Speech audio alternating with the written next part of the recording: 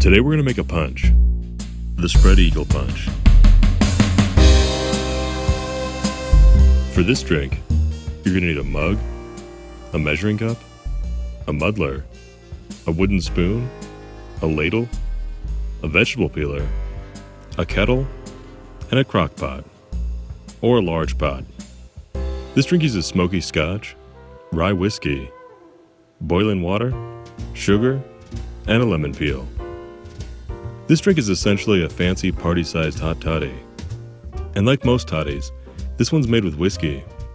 But unlike most toddies, it's made with two distinctly different whiskeys, the smoky Islay Scotch and the spicy Pennsylvania Rye.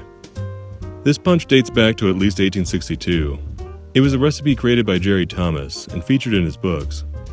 The drink has a bizarre name, especially to our 21st century ears. It's hard not to think of it as the title of the latest Carl Hungus film, where a cheerleader calls him over to fix Dinah Cobble. But in the 19th century, it was intended to be something completely different. In his book Punch, David Wondrich suggested the name had a double meaning. It was both a reference to a stockbroker's term for a day trading strategy and the Great Seal of the United States. The original recipe was pretty brief. After all, it's pretty simple. Not a lot of bells and whistles. The recipe calls for an Islay Scotch, which is a region known for making smoky whiskey, and a Monongahela, which was shorthand for a style of rye whiskey.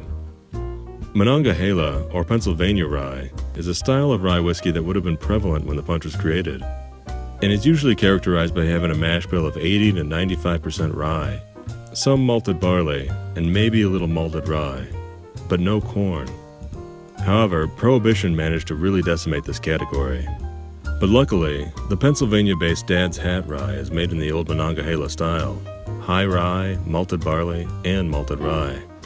In terms of the Scotch, I like using something really smoky, but Wondrich recommends just the opposite. His worry is that the Scotch will overpower the drink.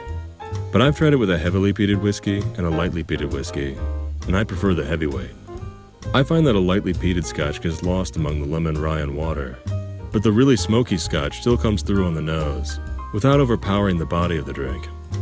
This version is made at half scale, which makes about 10 to 12 drinks. But if you're having a bigger party, feel free to double the proportions. This punch can work for any occasion. I'm certainly putting the emphasis on the hot version, but you could make this as a cold drink as well. We're going to start by peeling a whole lemon. Work your way all the way around the lemon until you've removed the entire peel. If you can get it all together as one long piece, that would be best.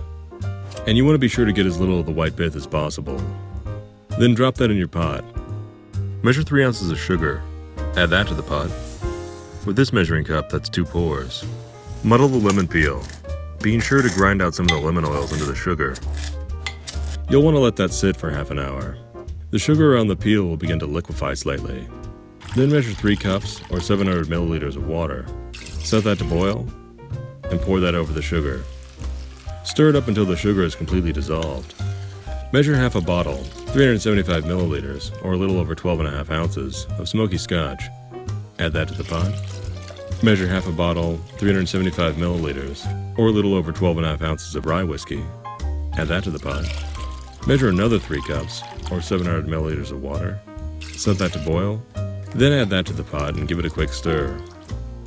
If you're using a crock pot, set it on warm. Then serve it immediately. To serve the punch, first warm up your mug. Fill it up with boiling water. Then dump the water once it's nice and warm. Then scoop up a big spoonful of punch with your ladle and add it to your glass. Optionally, cut a fat swath of lemon peel, being careful not to cut into the white pith. Express the oils over the top of the drink, rub it along the rim of your glass, and drop it in for garnish. For the cold version, just pull out the lemon peel, let it cool down, and when it's ready to serve, drop in a large block of ice. Feel free to put the lemon peel back in. Then if you want to get fancy, you can serve it over ice and garnish it with a lemon twist. And there it is, a punch served both ways. The Spread Eagle Punch. Enjoy. Click here for more videos. Be sure to subscribe, and check us out on Facebook, Twitter, and Instagram.